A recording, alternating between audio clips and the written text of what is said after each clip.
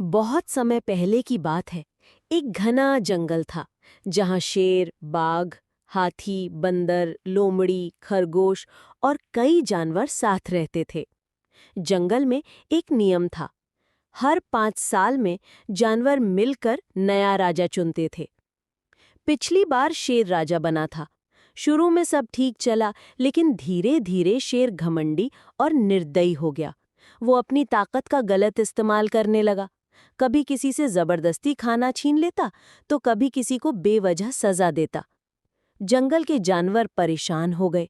वे बोले, अब की बार ऐसा राजा चाहिए जो हमारी बात सुने, सबके लिए सोचे, ना कि सिर्फ डर फैलाए। राजा चुनने का दिन आया। जंगल में सभा बुलाई गई।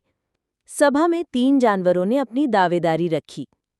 शेर ने फिर से राजा बनने की इच्छा जताई। लोमड़ी बोली, मैं चालाक हूं, मुझे राजा बनाओ। और सबसे अंत में गधा खड़ा हुआ। उसका नाम था धीरू। सब हंसने लगे। बंदर बोला, गधा राजा, क्या मजाक है। लोमड़ी बोली, इसे तो अपनी पूंछ भी नहीं संभलती, ये जंगल कैसे संभालेगा। लेकिन गधे ने शांति से कहा, मैं ना तो सबसे ताकतवर हूं, ना सबसे तेज, लेकिन मैं सबकी बात सुन सकता हूं और सबका भला करना चाहता हूं। अगर मौका मिला तो मैं दिखा सकता हूं कि एक अच्छा राजा कैसा होता है। सभा में खामोशी छा गई। जानवरों ने विचार किया। शेर की ताकत से सब डरते थे, लेकिन उसके पिछले राज से नाराज भी थे। लोमड़ी चालाक थी, पर उस पर भरोसा कम था।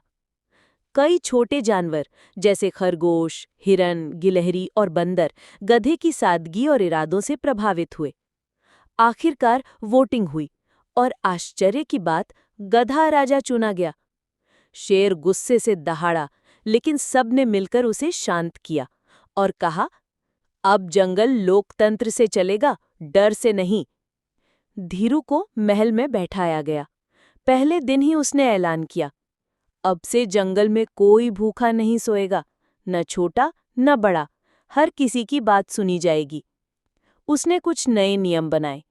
खाने का वितरण बराबर होगा, कोई भी जानवर किसी दूसरे को धमका नहीं सकेगा। समस्या होने पर सीधे राजा के पास आ सकते हैं।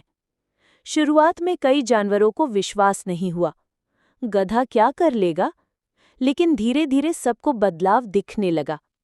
पहला बदलाव, एक दिन हाथी ने शिकायत की, बंदर मेरे ऊपर कूदते हैं, मैं परेशान हूं। राजा धीरू ने सब बंदरों को बुलाया और बोला, खेलो, लेकिन दूसरों की आज़ादी का ध्यान रखो। बंदरों ने माफी मांगी और एक खेल का मैदान बना दिया गया।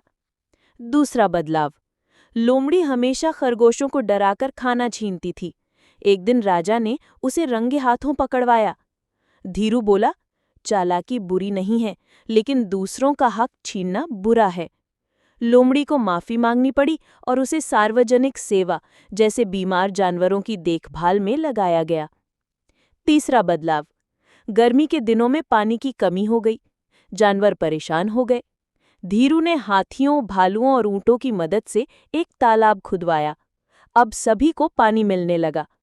छोटे जानवरों ने राजा को धन्यवाद कहा। एक दिन शेर, जो अब तक छुपा हुआ था, कुछ लोमड़ियों और भेड़ियों को लेकर वापस लौटा।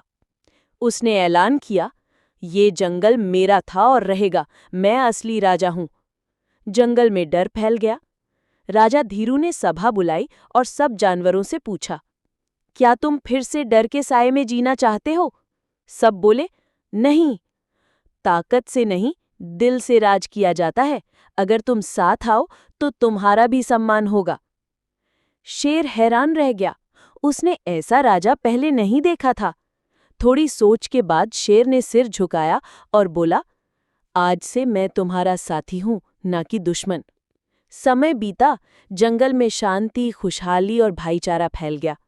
सब जानवर राजा धीरू की इज्जत करने लगे। राजा जी, लोग कहते हैं कि आप गधे हैं, फिर आप इतने समझदार कैसे हैं?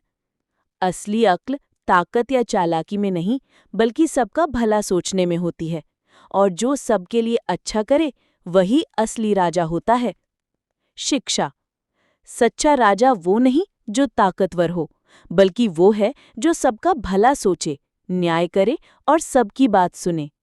बुद्धि, विनम्रता और सेवा ही एक अच्छे नेता की पहचान होती है। अगर आपको ये वीडियो पसंद आई हो तो हमारे चैनल को लाइक करें और सब्सक्राइब करना न भूलें।